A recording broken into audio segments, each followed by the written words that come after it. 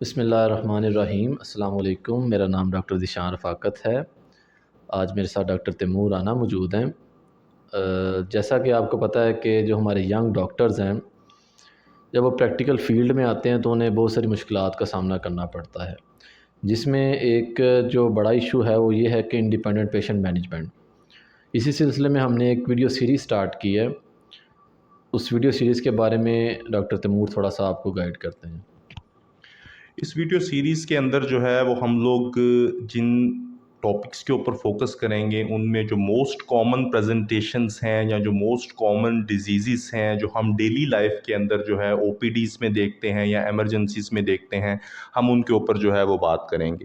ان میں ظاہر سی بات ہے ان چیزوں سے ریلیٹڈ کہ ان بیماریوں کے سائن اینڈ سمٹمز کیا ہیں، اس کے علاوہ جو امپورٹنٹ انویسٹیگیشنز ہیں جو آپ کروا سکتے ہیں ڈیورنگ دی ڈیزیز، اس کو ڈائگنوز کرنے میں یا اس کا پروگنوسس چیک کرنے میں، ان کے اوپر جو ہے وہ ہم بات کریں گے۔